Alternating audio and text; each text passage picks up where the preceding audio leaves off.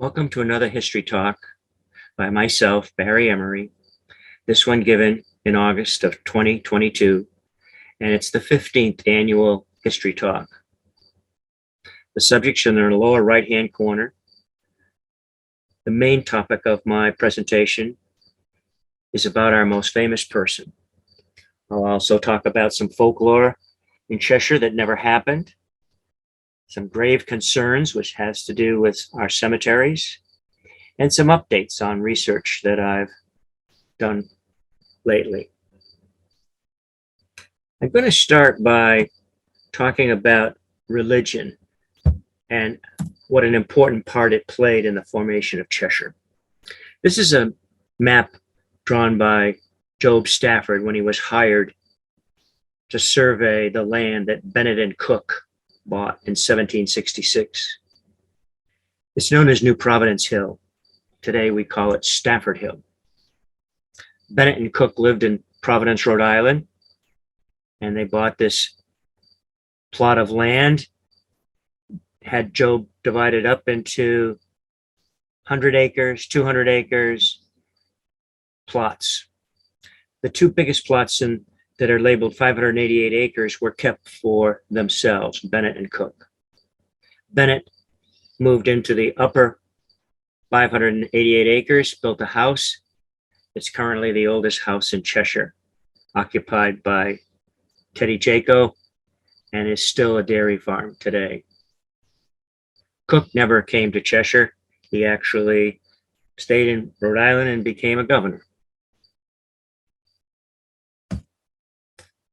So what kind of churches did we have in Cheshire? Well, as you may know, these people in Rhode Island were primarily Baptists. Roger Williams was more or less sent to Rhode Island by the Puritans, and he started the Baptist religion. And so when these men came from Rhode Island, the first thing they did was create a church in 1769 on Jenks Road, next to the cemetery that's currently there. The church is no longer there. In 1771, another Baptist church was built across the valley on Pork Lane. These were kind of separatists that believed in a slightly different version of the Baptist religion, and they were known as the Sixth Principle Church. 1789, another Baptist church, this one built down in the village. At the time, that was part of Lanesboro. But many of the men who had come from Rhode Island and bought land in the area settled in that village area. 1818, a new church built on top of Providence Hill. At that time, the old church was dismantled and actually moved up onto the hill and became the ministerial house. We finally had a non-Baptist church built in 1840, Methodist. And then finally, 1849, the current Baptist church was built to replace the earlier one built in 1789. So the Baptist religion was a very, very important aspect to the formation of this area. Here's a picture of that Baptist church built in 1849. The one on the right is the oldest photographs we have of it. I believe that was taken in 1866. You can see it has two doors, one on the left and the right. And when they modified the church, at some point in the future, they eliminated both those doors and put one in the middle. Well, baptism was not the favorite religion in Massachusetts. And every time the people of New Providence tried to incorporate into a town so that they would have a say in the politics of the state, they were denied by the Boston legislature. And it took 17 years before they finally were incorporated into the town of Cheshire. Initially, they tried to join Windsor, and then they tried to join Adams, and it just kept getting denied until finally in 1793, Cheshire became incorporated, and it took actually sections of 4 different towns. We're rather oddly shaped. I've put the profile of a Minuteman head there to show that we are kind of similar in form. Some people thought that that's why we were shaped the way we are. But actually, it again had to do with the Baptist religion. When we took parts of Lanesboro, that jagged line on the left separated the Baptist farms from the Presbyterian farms, and the Baptist farms stayed in Cheshire. As you can see, we took a large portion of Lanesboro. And the green area, Windsor, same thing. We kept the Baptist farms in the Cheshire boundary. The purple up above is the original New Providence Hill, and that became also part of Cheshire, along with a section of New Ashford. Well, John Leland was a Baptist minister, and he was actually born in Massachusetts. And by the time he was 20, he had been ordained as a minister. For some reason, and I'm not sure exactly why, he decided to go to Virginia and begin preaching there. He moved to Virginia in 1775 and stayed there until 1791. And he lived in Orange County, Virginia, which is the same area of the state where Thomas Jefferson and James Madison and many other of our early founders of our country lived. He became extremely popular as a Baptist preacher. He traveled all over Virginia. It was not unusual for him to travel 120 miles on horseback during a week to preach at different Baptist churches. He became the most influential Baptist minister in the state. Eventually, he did move back to Massachusetts. One reason was because his father was had an illness, and he wanted to be closer to him. In 1792, he became the pastor of the new Baptist church in Cheshire. Now, Cheshire was building a new church. Leland was a extremely influential person that I'm sure they knew had come back to Massachusetts, and whether he approached Cheshire to become their minister or whether someone from Cheshire approached him, but he was chosen as the new minister. Now, why is Elder John Leland so famous? Why is he so important, a character in Cheshire's past and in our country's past? It's because of his belief in the separation of church and state and our personal freedoms. Those freedoms today are making headlines all over as the Supreme Court has made new decisions. You see, in our original Constitution, there was nothing in there about separation of church and state or religious freedom or freedom of the press or any of our other personal freedoms.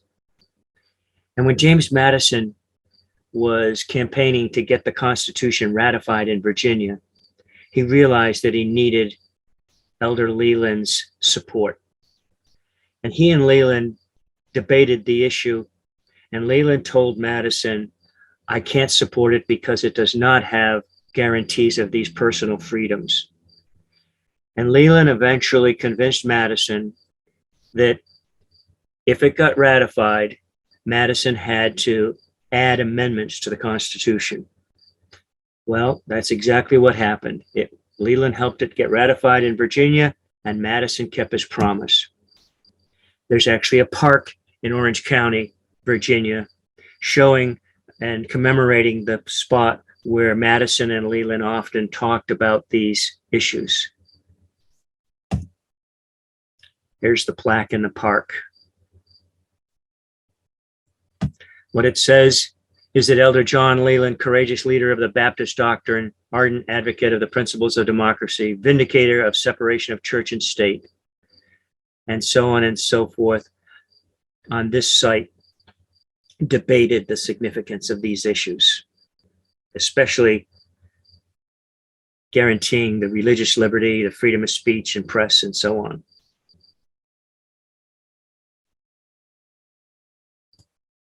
So what Madison did is he created the Bill of Rights. 12 amendments to the Constitution were proposed by him. Actually, only 10 of them were ratified initially, and those 10 became known as our Bill of Rights. The most important one, you might say, is our first one. It guarantees the freedom of religion, the freedom of speech, and the freedom of press. It also gives us the right of the people to assemble peaceably and to petition the government for a redress of grievances.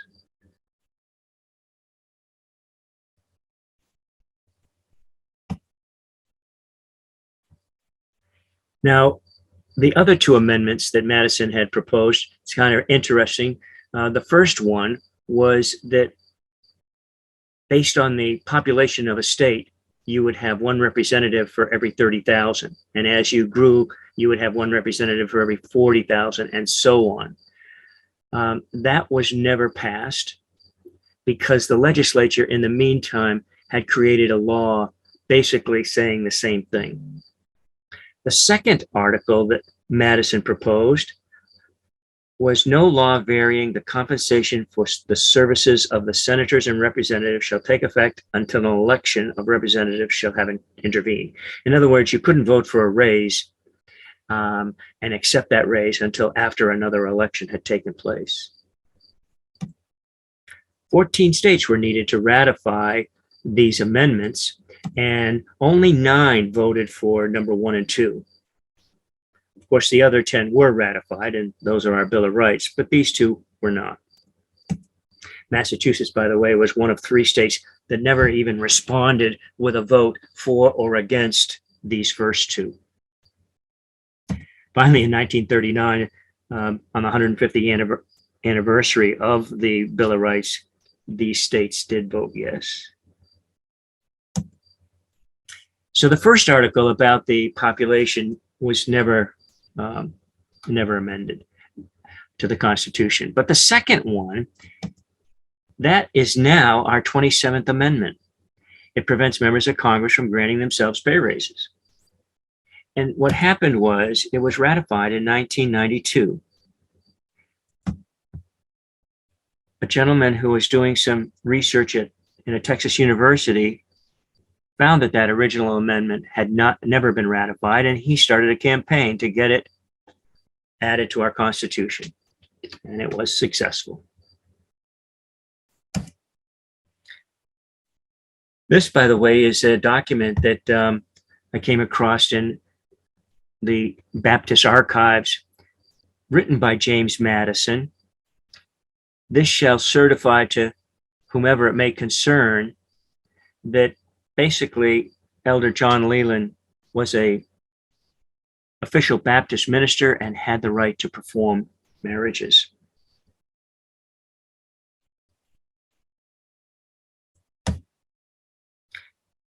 Now, we know that Leland was influential in changing our Constitution. What about the Massachusetts Constitution? Well, he also played an important role there. The Bay Colony was started by Puritans, and religion was a very important part of their political situation. In fact, in order to become a township, the original Constitution said that you had to set aside a plot for the minister and a plot for the church as 2 requirements to become a township. And congregational religion was the primary religion. And so in many, many towns in Massachusetts, you'll find that the congregational church is right there at the very center of town.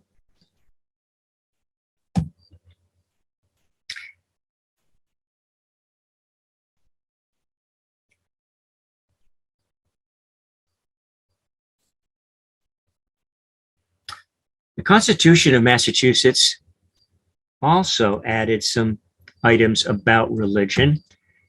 Article 3 said, as the happiness of a people and the good order and preservation of civil government essentially depend upon piety, religion, and morality, and as these cannot be generally discussed through a community, but by the institution of public worship of God and of the public instructions in piety, religion, and morality. In other words, our Constitution said that you had to have religion, and there was an official religion, and you had to support it. Down near the bottom of that paragraph, it says, the public worship of God for the support and maintenance of public Protestant teachers of piety, religion, and morality in all cases where such provision shall not be made voluntarily. In other words, you had to provide funds for that religion. And Leland was totally opposed to this. First of all, he didn't think other religions should have to support the congregational religion. And he was also opposed, of course, to not having a separation between church and state. And he campaigned very strongly to have that changed. He was eventually successful. Because it originally said that towns and parishes and precincts and other bodies would have to make suitable provision at their own expense for the institution of public worship of God, he felt it should be changed, and it has now been changed. Instead of the third article of the Bill of Rights, the following amendment was added, and this is what was substituted now for Article 3 in the Massachusetts Constitution. It no longer requires. It says religious societies have a right to elect their pastors or religious teachers, to contract with them for their support, to raise money for erecting and repairing houses for public worship, for the maintenance of religious instruction, and for the payment of necessary expenses. It does not say that it is actually required, and it does not say that they have to support the congregational religion. By the way, in Cheshire, we have an awful lot of streets named for people. These are some of them. In many cases, they're named simply because that was the local landowner. And what I think is missing is the Leland Street. Maybe someday we will rename a street in his honor. Okay, next topic. Let's talk about some grave concern. I'm going to begin with some abandoned cemetery issues. This one is the Jenks family cemetery, photo taken in 1957. It's actually not on Jenks Road. It's off of Wells Road. And it's more or less a family cemetery, although there are other people buried there besides Jenks. A newer picture taken in 2013 by myself.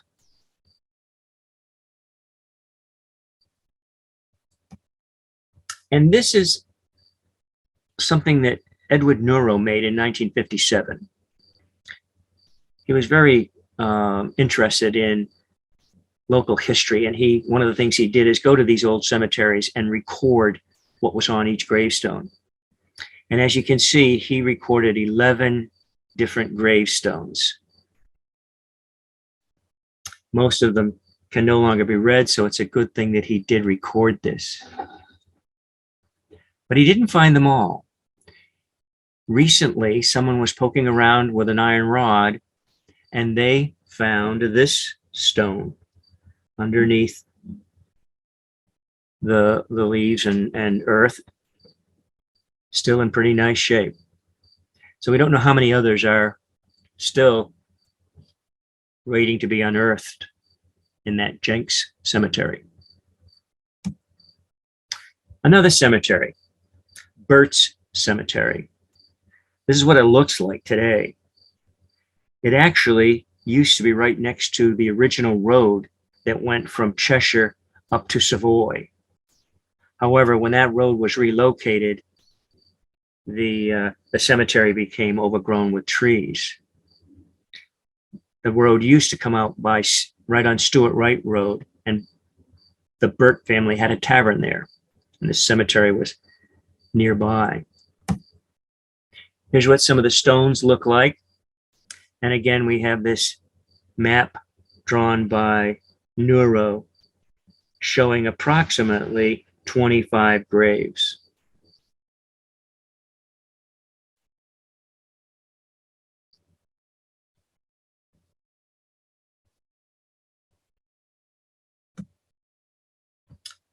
This cemetery is not abandoned. This is the Jenks Road Cemetery, the first cemetery that the New Providence people created. And I just wanted to share with you some of the epitaphs that are on a couple stones there. This one on John Mason's tombstone. Remember me as you pass by, as you are now, so once was I. As I am now, so you must be. Pretty prophetic. And then another stone, this one of Dr. David Cushing, died at age 47. He lived on New Providence Hill. And I'm going to tell you a little more about his family after we look at what's on his stone. Though fragile man in passing swift away, and monuments of brass and stone decay, on friendship's tablet shall their memory last, till time is over and recollection past. What's interesting about the Cushing family is that he was a physician, and apparently he was influential with his son Erastus, who also became a physician. And Erastus passed on that same love of medicine to his son Kirk, who became a physician. And Kirk did likewise with his son Harvey. And so here we have a series of physicians, starting with Dr. Cushing of Cheshire. And Harvey is a pretty famous one. Harvey, who died in 1939, actually is known as the father of neurosurgery. He's also the first doctor in America to use x-rays. And he was a chief surgeon of 3 of our most famous hospitals. The stamp in the lower right-hand corner was issued in his memory.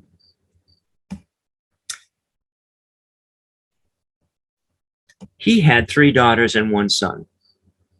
The line of doctors ended with Harvey. But the daughters have an interesting story. The wife of Harvey was very concerned that his daughters marry well. And they did. They are known as America's princesses, Betsy, Babe, and Minnie. And they married the most famous and richest men in America. Betsy married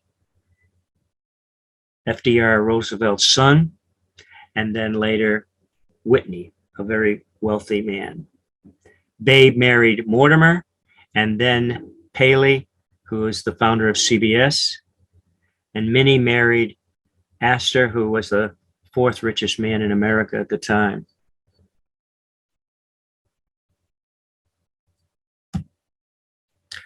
Okay, one other interesting cemetery tidbit. This is one of our most elaborate plots in the cemetery on West Mountain Road.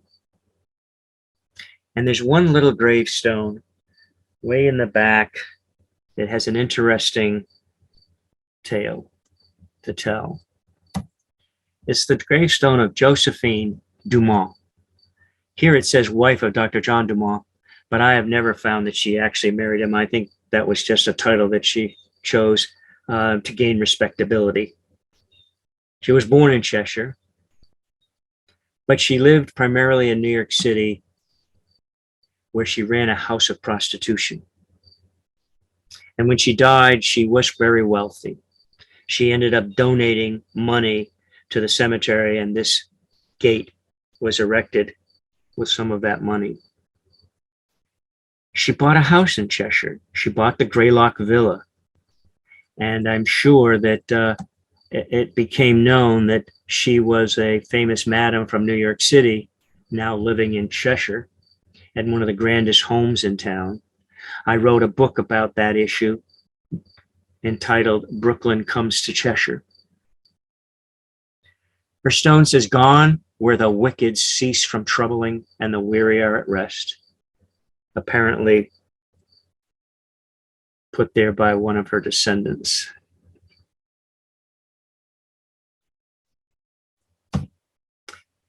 And finally, the North Street Cemetery. The interesting thing about this cemetery is there are no bodies there. When they did work on Route 116 in this area, they needed to widen the road and they needed to move the cemetery back away from the road. But they did not move the actual bodies. They simply moved the stones and put them back in the ground in this nice, neat, orderly fashion. Every stone is exactly the same width apart, except one. Where that arrow is points to Jerusha Buckland's stone. She died of smallpox back in the 1700s, and you weren't allowed to be buried in a normal cemetery if you died of smallpox. So she's buried actually all alone on the hill known as Mount Amos off of Wells Road. I actually found her tombstone one time. But descendants of hers decided she ought to have a stone in a cemetery, so they erected this stone next to her husband, John Buckland. Let's take a look at some updates that I've recently discovered on things that I've discussed in the past. The first thing I want to talk about is the Keystone Bridge in Cheshire Harbor, originally built in 1830.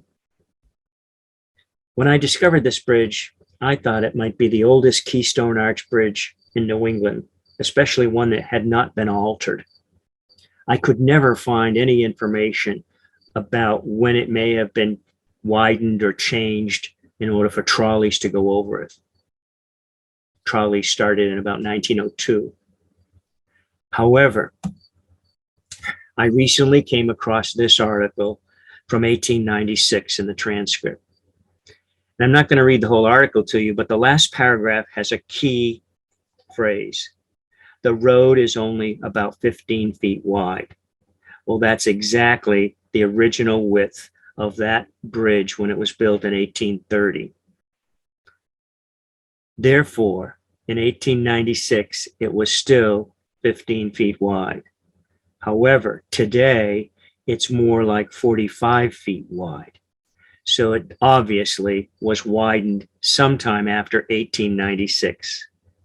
By the way, that miraculous escape, some people were coming from Cheshire back into Adams, an old man, 75 years old, and two young women who fell off the bridge into the brook.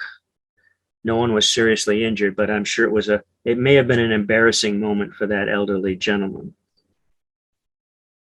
And after I found this article, I started digging even deeper and came across this one from 1901. It basically is saying that the company H.C. Wood from North Adams has a contract to build all the bridges for the Hoosick Valley Street Railway Company, and they were extending their line from Adams into Cheshire.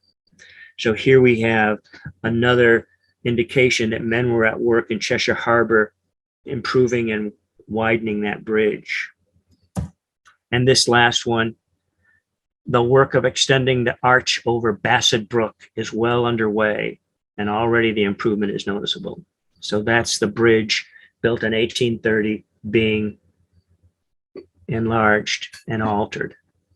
By the way, that's photograph shows you how they built a Keystone Arch Bridge.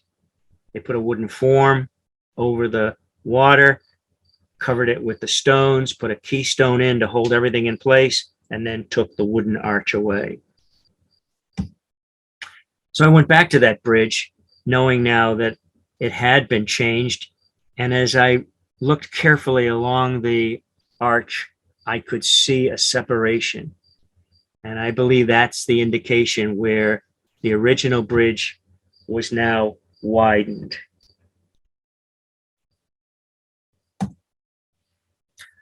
Bowen's Feed and Grain Store. It was right across from our current post office. Notice in this photograph, it has a lightning rod on the roof. Well, I don't think the lightning rod worked because the store burned down, and it may have been because lightning hit that rod and it didn't carry the juice properly down into the ground, and instead started a fire. And it burned down in 1918. These photographs are actually from Benny Madigan's photo album, one of the oldest ladies who ever lived in Cheshire and in the United States. And that location of that store has now become known as Leland Park. And in 1940, the Cheshire Press Monument for the mammoth cheese was unveiled there. It was donated by Eugene Bowen. He actually wanted it up near Route 8 near the Baptist Church, but the selectmen overruled and decided it should go at that corner location.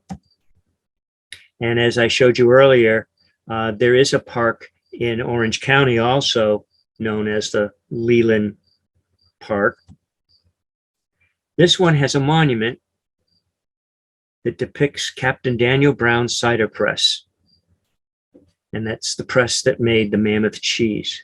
Captain Brown lived across from our fire station. Here's what the monument looked like soon after it was put up. And you'll notice the red arrow is pointing to a gap between the part of the press that would come down and squeeze the cheese. And I'm pointing that out because the monument was damaged. And I wanted you to notice that gap, because in this photograph, you can see how it's no longer there. That press part has collapsed down. It actually has damage in several other places as well. And in 1968, it still had that screw at the top. However, that was also broken off soon after. And you can see the monument is also stained. Well, in 1976, Remo Oberti from Adams was hired as a mason, and he began to restore the monument.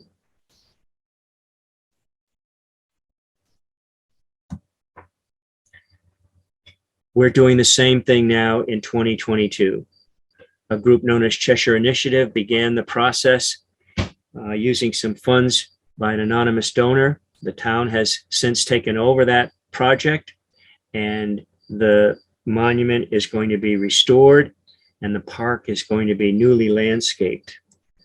Also, many of the trees that had grown up since are going to be taken down to make the park more visible. Also, the roots of those trees were going under the monument and damaging it. It's not completely done yet, but this is how it looks in August of 2022. The plaque was taken off so that the cement work could be worked on, and will be put back on eventually. Well, we're discussing cheese monuments. This one was dedicated last year in June and is now displayed near the Ashwautoquk Rail Trail. And of course, Leland is famous for this event because he's the one that convinced the citizens of Cheshire to create this mammoth cheese and send it to his friend Jefferson after he was elected president. That's me dressed up supposedly as Jefferson. And I've written a book about this episode in Cheshire's history, and it gives lots of details about the incident. One of the controversies that I tried to cover and reveal the answer to was where the cheese was made. And I just determined by my research and mentioned in the book that it was made at Captain Dan Brown's house in the village of Cheshire, which was across from our current fire station. Well, I discovered this article recently, published March 31st, 1864. And what's important about it is the people who witnessed the cheese event, the mammoth cheese event, were alive at the time that this article was written. And in the article, where that circle is, it tells you that the curds should be brought together at Captain Brown's cider mill. So that more or less confirms in my mind that my conclusion was correct. The cheese was made at Captain Brown's home.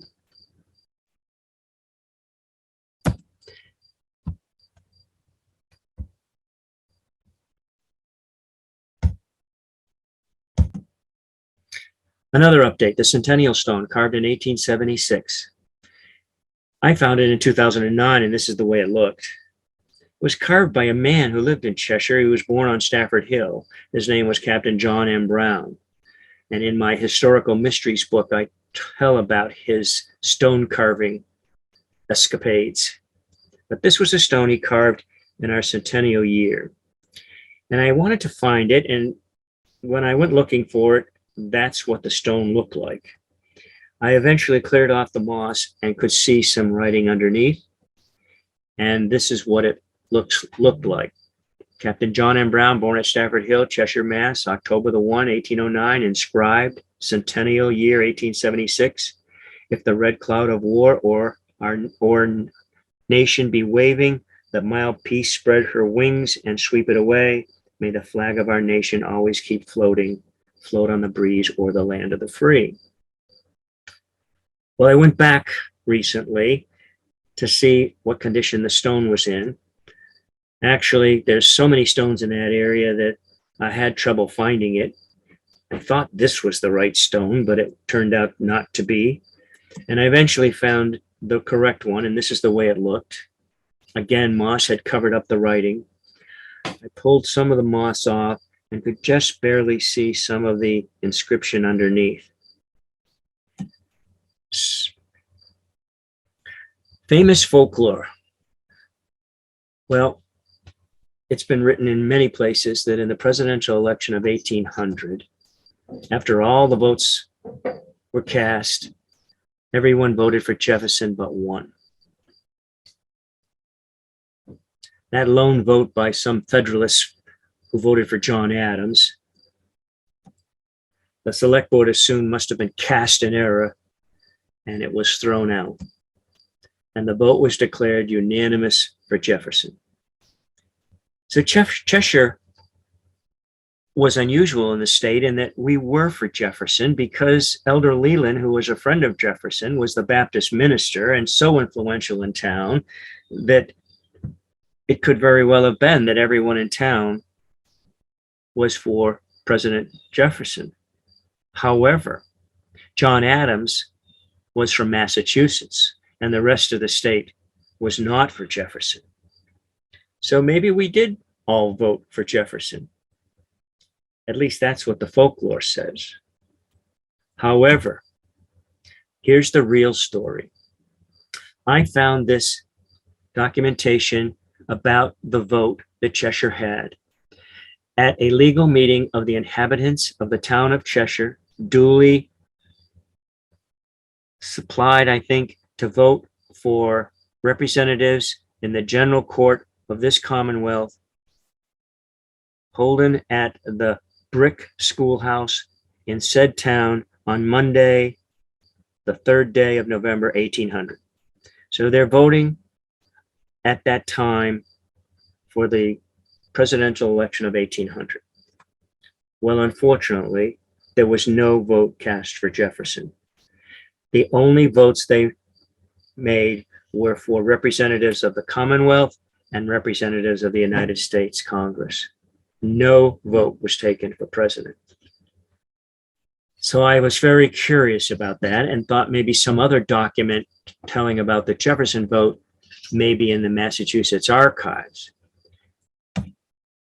This from the Massachusetts archives. Thank you for your inquiry. In the election of 1800, there was no popular vote for the president or presidential electors held in Massachusetts. In other words, no one in Massachusetts voted for president. It was ordered by the secretary and the governor that electors should be chosen by the representatives themselves. And therefore, no one actually got a chance to vote for president. And it turned out that all 16 electors ended up voting for John Adams.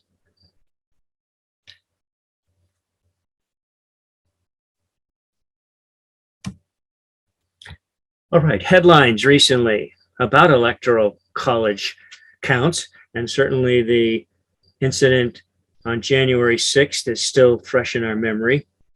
Well, when that election took place in 1800, there was a very unusual occurrence. It had never happened before and will never happen again. What happened was Jefferson and Burr were one ticket running against Adams and Pinckney. And when the electors wrote down their vote, all they did is write two names on the paper. They did not specify which name was to be the president and which name was to be the vice president. Just two names were written. It turns out that the most votes was going to be the president, and the second was going to be the vice president. Well, both Jefferson and Burr got 73 votes. And so who was to be the president? Well, Burr did not defer to Jefferson. He decided that he would campaign and try to become the president. And the Constitution said that this now had to go to Congress to decide the election. And so Congress voted, and they actually voted 35 times, and each time it came out tied again between Jefferson and Burr, until finally on the 36th ballot, Jefferson won. So that this would not happen again, an amendment was made to the Constitution, and that amendment is the 12th. Each elector shall name in their ballots the person voted for as president, and in distinct ballots, the person voted for as vice president. So from then on, when you wrote down the two names, you had to designate which one was for president and which one was for vice president. Okay, that brings me to the last topic. I'm going to show you some old photographs, and I thought for a fun little quiz here, you would try to determine where they are. Each one is a photograph of a road. I'll give you some hints. In some cases, you'll have a multiple choice option, and in other cases, you'll just have to try to come up with the road name yourself. The winner gets a prize. I'm going to give away one of my books. And if you get them all right, you get to give the history talk next year. Now you're watching this on YouTube, and so I'm going to let you pause if you want to look at each picture and try to decide before I tell you what the answer is. Here's the first one. You have a choice of either Old Route 8 behind Bedard's Auto, or Nobody's Road, or the Farnham Causeway.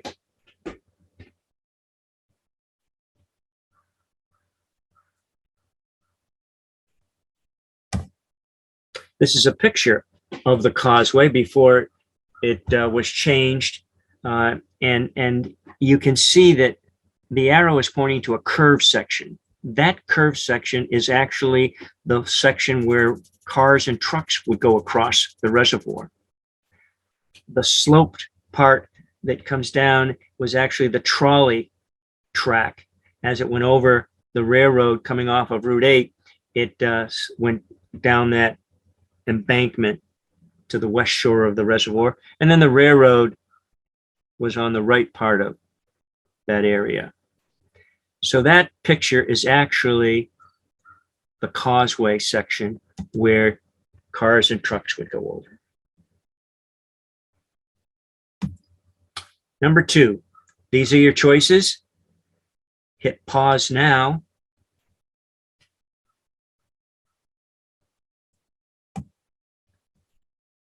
The right answer is Lanesboro Road. Number 3. Couple of clues there. One is the trolley track, and the other is that white fence. Pause now.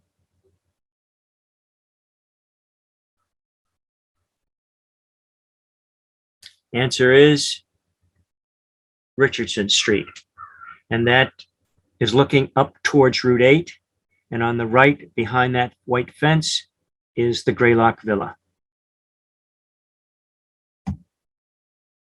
Number 4. Pause now.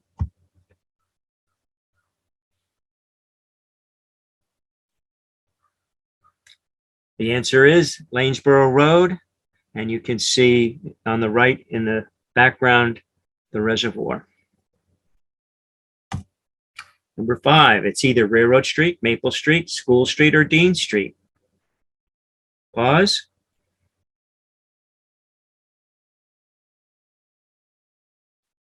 Answer is School Street. Both those houses are still there today. Number 6. Pause.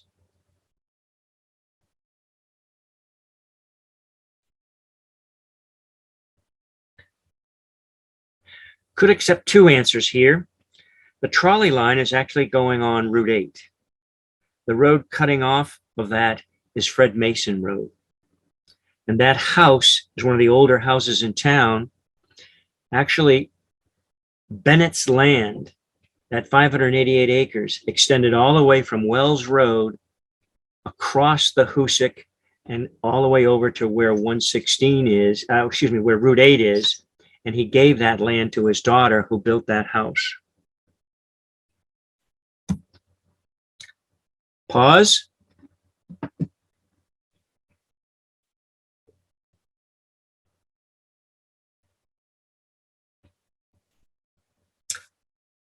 Right answer is Church Street or Main Street. It was called Main Street when this photograph was taken, probably about 1866. And the store on the left would be Dean's store, then Reynolds' store. And the house at the end of this street here is Walcott's Tavern. Actually, it had been renovated in the latter part of the 1860s and became Felix Petitclerc's home. And that's how we know that this is prior to that renovation. Number 8, pause.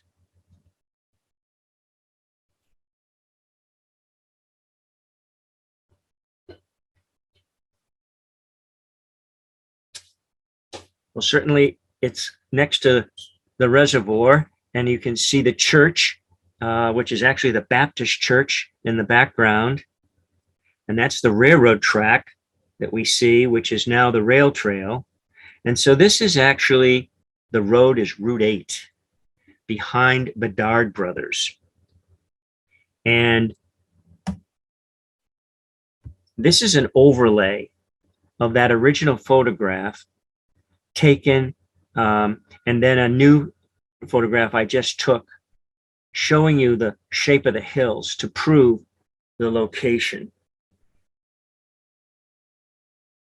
You can see the Bedard Brothers parking lot there at the bottom. Okay, number 9, pause.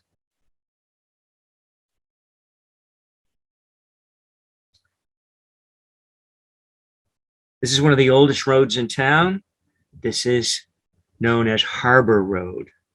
Harbor Road wound from the Hoosick all the way up through to eventually New Providence Hill or Stafford Hill. And it's known as the harbor because of this tranquil scene on the river. It was the last place on the Hoosick going from Cheshire north where you could actually have a calm spot to anchor your boat and fish or swim. The harbor was named for that location.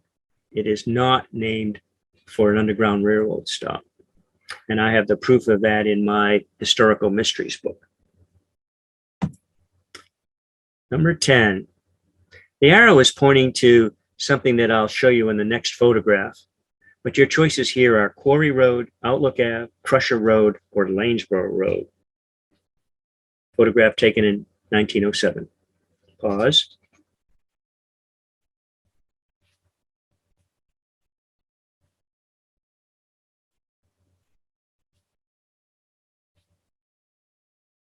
I know the condition of this road is terrible, that's for sure. It'd be almost impassable by a modern automobile. The answer is, this is Outlook Ave, or at the time known as Pork Lane. And that's an iron mine that existed at that location. And the red arrows points to the pile of tailings from the mine.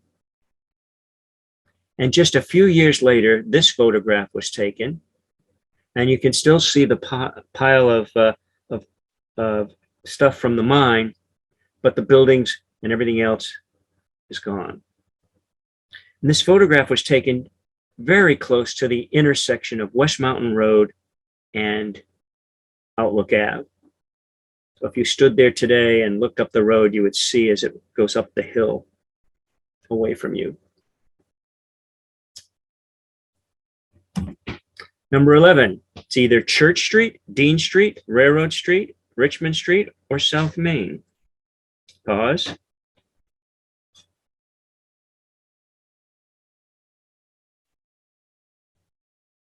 I love the old trees that used to line our streets. Most of them were elm trees and are no longer there. This is Richmond Street, looking up towards Route 8.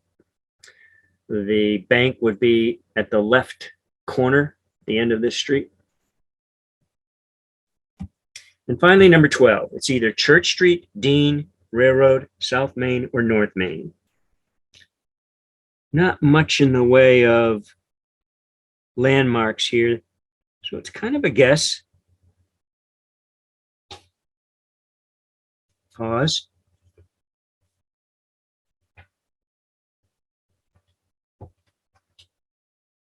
Okay, the answer is this is North Main, which is actually Route 8. The building that's behind the trees on the left is actually the funeral home. And we're looking just north, and over that, down over the hill there in the background would be the gas station on the left. Okay, this was in case we needed a tiebreaker to see who was going to get first prize. And I'm about to finish, but I wanted to share with you that I've put this talk along with other talks that I've done in the past up on YouTube, and you can find them by searching Emery 395.